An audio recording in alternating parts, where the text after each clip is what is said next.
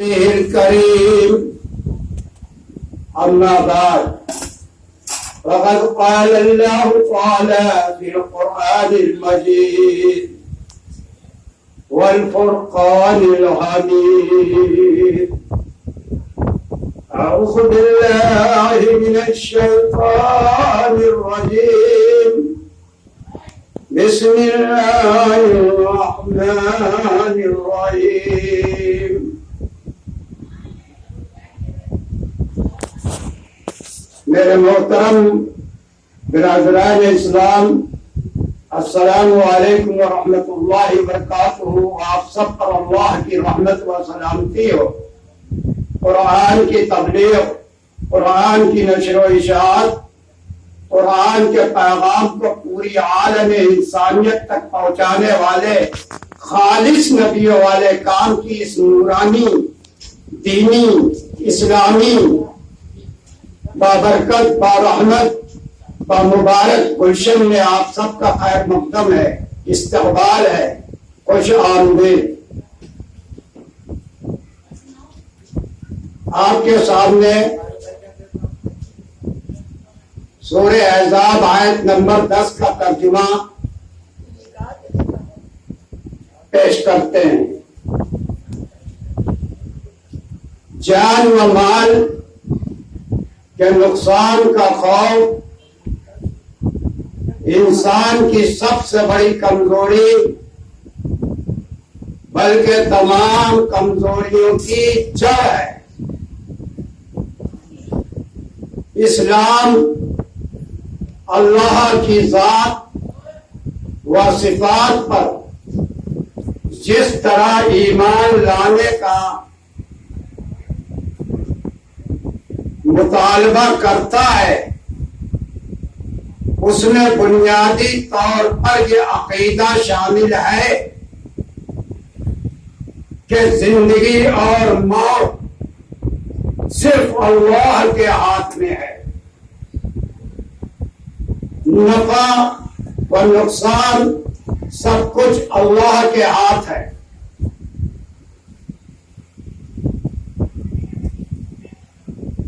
कोई दूसरा ऐसा नहीं जो मौत को टाल सके या नफे को नुकसान में या नुकसान को नफे में किसी तरह बदल सके।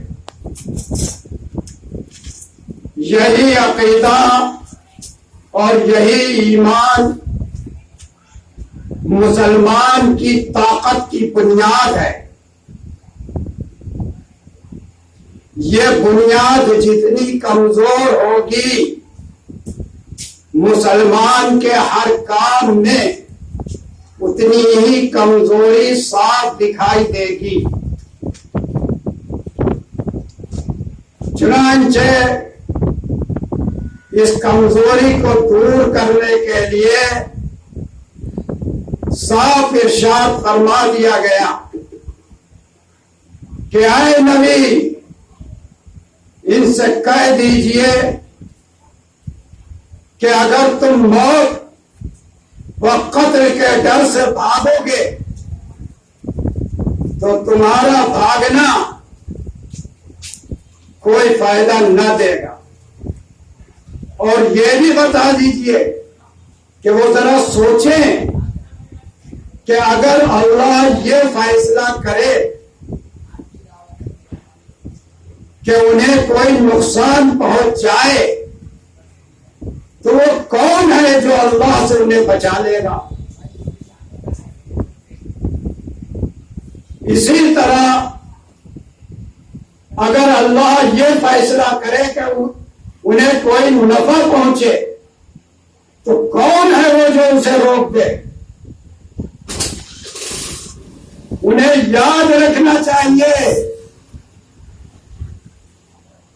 कि अल्लाह के सिवा वो किसी को अपना हिमायती और ना मददगार पाएंगे। अगर किसी दिल में ये अकीदा मौजूद है तो फिर पीछे कदम पड़ने का क्या मतलब।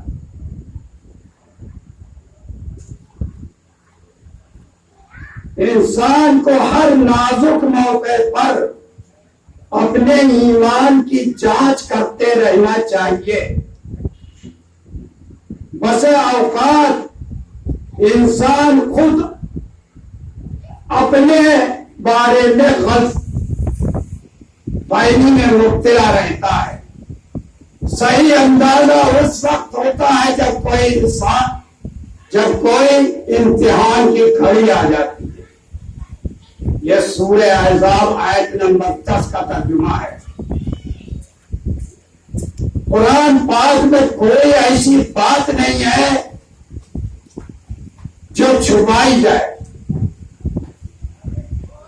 अल्लाह ने अपने नबी से इरशाद फरमाया था कि मैं जैसा कुरान नाजिल कर रहा हूं तुम हो बहु वैसे ही लोगों के सामने पेश करना, न घटाना, न बढ़ाना, न छुपाना।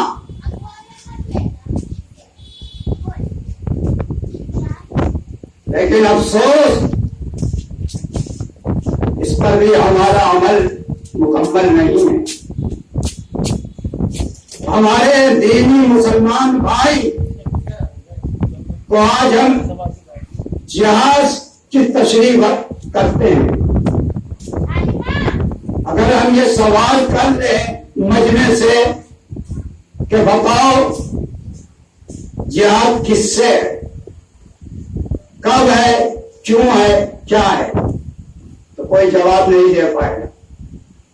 एक जवाब देगा, बस एक जुबान यह देगा, गैर मुस्लिम की तरफ उंगली उठाएगा।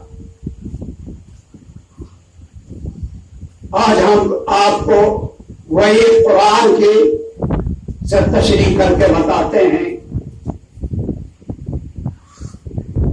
कि कुरान जो है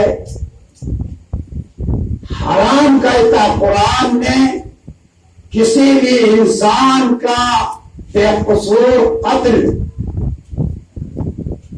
करना ऐसी मिसाल दी कि जैसे उसने पूरी इंसानियत का खून कर दिया।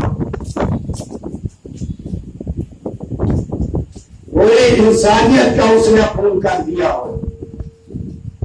और साफ लिखा है कुरान में कि अगर कोई गैर मुस्लिम भी अपने दायरे में आए और हमारे कुरान के पैगाम को पहुंचाने में रुकावट नहीं डाल रहा है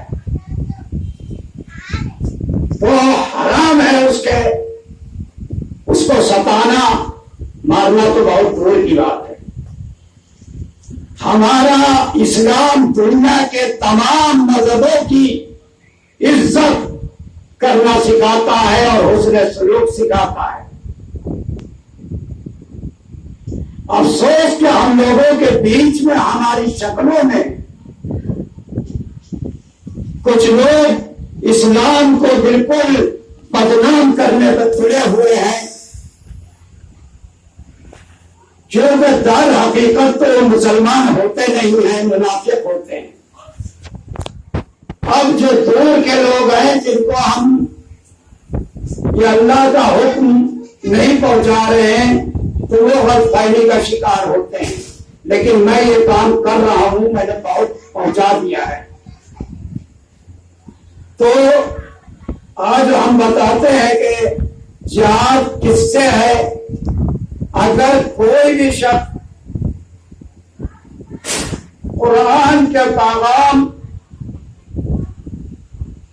को लोगों तक पहुंचाने में रोक बने, यह दावत देने वाले को नुकसान पहुंचाना चाहे, इनकी इज्जत व आबरू, जान और माल के लिए खतरा बने, ऐसी शक्ल में इस्लाम के अलमदारों को क्या करना चाहिए? ये एक ऐसा सवाल है जो हर इस शख्स के सामने खड़ा रहता है जो किसी बात को दूसरों तक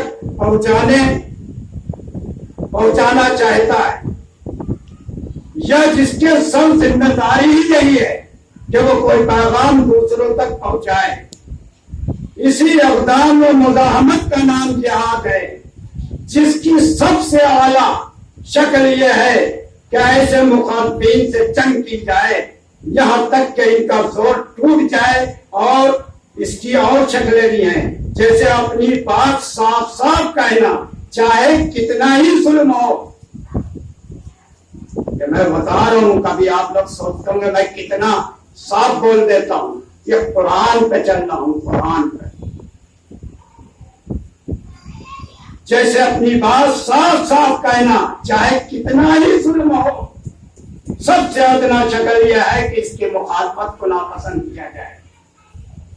जिहाद के मानी है कोशिश करना, क्योंकि ये कोशिश सिर्फ अल्लाह के लिए होती है। इसलिए जिहाद का लफ्ज जब बोला जाता है तो इसका मफहूम होता है जिहाद फी सबीलिल्लाह, यानी अल्लाह के रास्ते में जिहाद करना, अल्लाह के रास्ते में दौड़ना, अल्लाह के रास्ते में कोशिश करना।